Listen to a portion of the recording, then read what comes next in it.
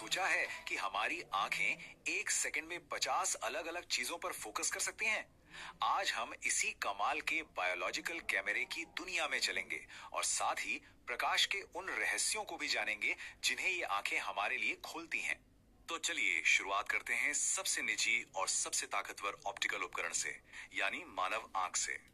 तो इस सफर के पहले हिस्से में हम आंख की बनावट को समझेंगे, देखेंगे कि ये कैसे काम करती है और कैसे ये सिर्फ रोशनी को एक जीती जागती चलती फिरती तस्वीर में बदल देती है।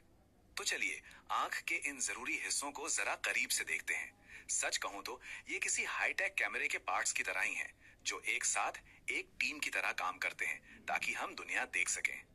सिर्फ 2.3 सेंटीमीटर, सोचिए बस इतना छोटा सा है हमारा आई बॉल, लेकिन ये छोटा सा गोला कुदरत की इंजीनियरिंग का एक जीता जागता नमूना है। इसे इतनी सटीकता से डिजाइन किया गया है कि ये लाइट को प्रोसेस कर सके। अब आंख की सबसे कमाल की चीजों में से एक है इसका ऑटो फोकस।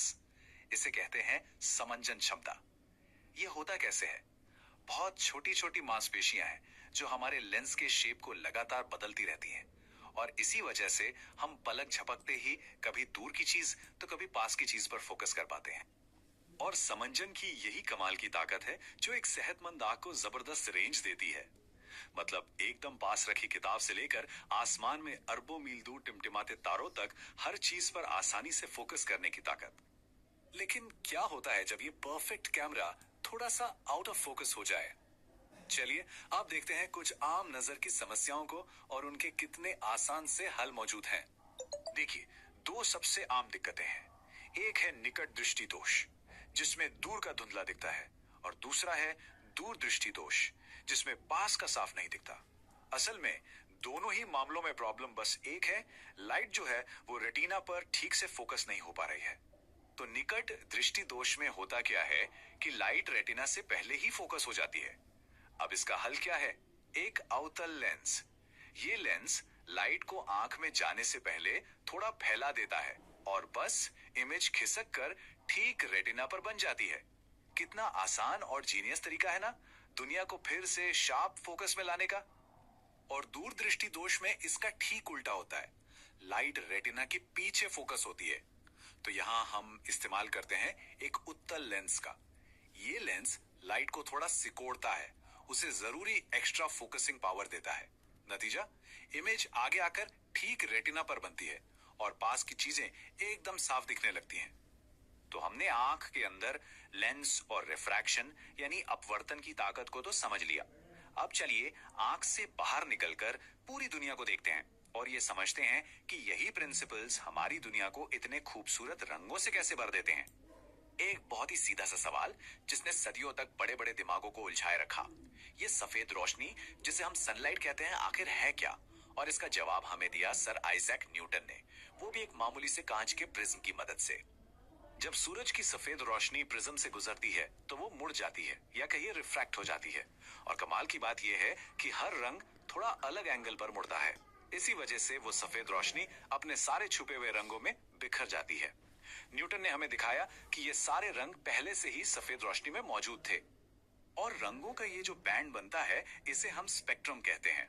इसका क्रम हमेशा एक ही रहता है, VIBGYOR, बैगनी से लेकर लाल तक। और ये खूबसूरत नजारा हम सबने देखा है इंद्रधनुष में। इंद्रधनुष और कुछ नहीं बल्कि आसमान में कुदरत का अपना प्रिज्म है। ट्विंकल ट्विंकल लिटिल स्टार, ये सिर्फ बच्चों की कविता नहीं है, इसके पीछे असली साइंस है। होता क्या है कि हमारा वायुमंडल यानी एटमॉस्फेयर एक बहुत बड़े और लगातार हिलते डुलते लेंस की तरह काम करता है, और ये तारों की रोशनी को हम तक पहुंचने से पहले ही मोड़ देता है। तो होता यह है कि हवा की अलग अलग परतें जिनका तापमान और घनत्व बदलता रहता है, तारों की रोशनी को लगातार इधर उधर मोड़ती हैं। इसी वजह से हमें लगता है कि तारे की जगह थोड़ी थोड़ी बदल रही है और वो टिमटिमा रहा है। तो अगली बार जब कोई टिमटिमाता तारा देखें तो याद रखिएगा, ये वायुमंडलीय अपवर्तन है।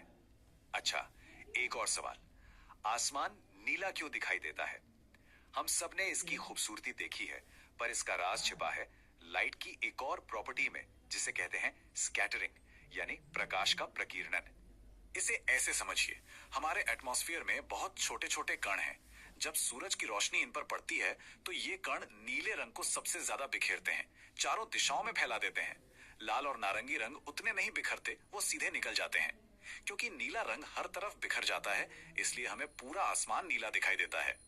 तो हमने आंख की कमाल की मशीनरी को समझा और लाइट के खूबसूरत साइंस को भी देखा। लेकिन शायद देखने की क्षमता यानी दृष्टि का सबसे गहरा पहलू वो तोहफा है जो ये हमें देती है, और वो मौका है जो हमें इसे किसी और के साथ बांटने के लिए मिलता है।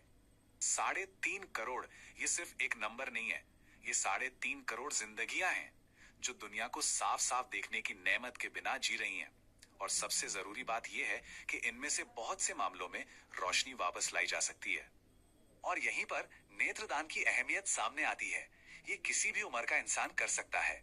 ये सिर्फ 10 से 15 मिनट की एक बहुत ही सरल प्रक्रिया है जो मृत्यु के 4 से 6 घंटे के अंदर होनी चाहिए। और सबसे बड़ी बात, दान की गई सिर्फ एक जोड़ी आंखें 4 लोगों की जिंदगी में रोशनी ला सकती हैं।